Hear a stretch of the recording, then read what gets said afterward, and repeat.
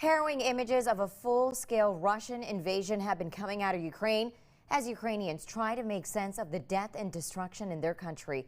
Joining us right now from Ukraine is Igor Kossov, a journalist with the Kyiv Independent. Igor, are you okay? I've been following your updates. We have you by phone right now. I know you've been going back and forth between bomb shelters in Kyiv, and the last time I heard from you, you said you were in a car on your way to Vinnytsia. What's happening there right now? What have you been hearing and seeing? So my colleagues have decided to evacuate part of the team ahead of the possible fighting that's going to take place. We've got Ukrainian forces setting up in Kyiv, and we've got Russian forces on the outskirts, and there was even some shooting in the government quarter, according to witnesses. So it's gearing up to be a big fight, since the government believes that Russia wants to behead Ukraine by eliminating the head of state. Yeah, I can't believe you are living through a war right now. President Zelensky has been telling Ukrainians to remain strong. How are Ukrainians responding to messages from the country's leaders? I mean, are people united right now behind President Zelensky? I've seen posts on social media saying that while Zelensky has made mistakes, I've seen people make posts with showing him a lot of respect for the way he's handling the situation, is staying in Kyiv, acting resolute and calm, and there is Zelensky's esteem is rising among many people, at least on social media that I've seen. And, you know, Igor, people are dying. Innocent people who never did anything are being killed right now. Putin is not backing down, like you said.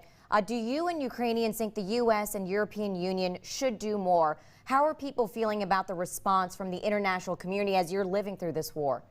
But Ukrainians basically feel like we've been left alone with a bully, with a bully twice our size, you know, and army-wise anyway.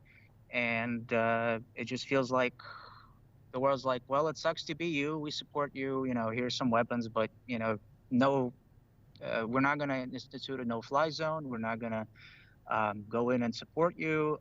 You're going to have to take on Russia on your own, champ. You know, have at it. And that's while Ukrainians are very, very grateful for the weapons that we received, which already destroyed a lot of armor and aircraft.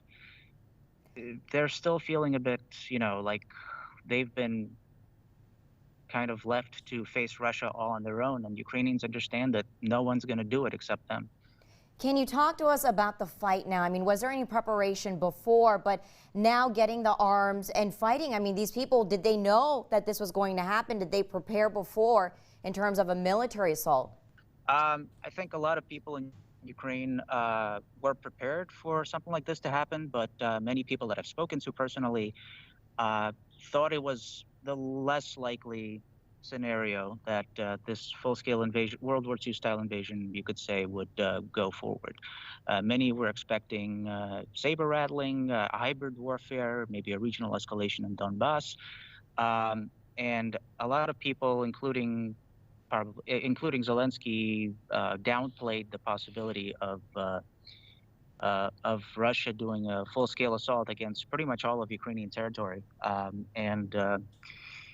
While people were prepared for that eventuality, it wasn't the number one thing on most likely things to happen.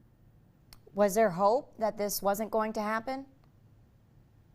I think I can't speak for other people. I personally used hope to deal with the stress of the situation. I thought, you know, if it happens, it happens. I'll deal with it then. But for now, I'm going to have hope.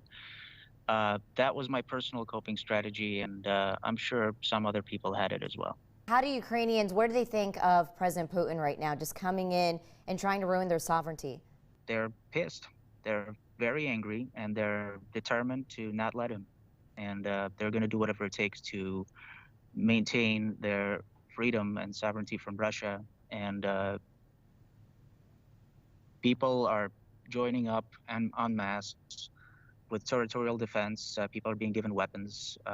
Other people who don't necessarily maybe want to fight but they want to support the armed forces. What did you bring with you? Are you planning to return to Kiev, or are you planning to just keep moving forward? Yes, I am planning. I'm actually thinking of returning at my earliest convenience because I will update you on that. I have with me pretty much my earthly possessions in a large suitcase and a backpack, and I've got my body armor just in case. Igor, are you scared? You know, I was. There's a whenever things go down, there's like usually some kind of adrenaline in the pit of my stomach. That feeling. Um, if that, I don't know if that's fear necessarily. I'm kind of physically apprehensive, but mentally, I am not afraid. Igor, thank you so much for being so brave to keep Ukrainians and the world informed of what's been happening on the ground. We definitely will be supporting the Kyiv Independent. You can go to the website there and donate as much as you can. Igor, thank you so much again for your time to talk to us, and please be safe out there. Sure, no problem. And we'll be right back. You're watching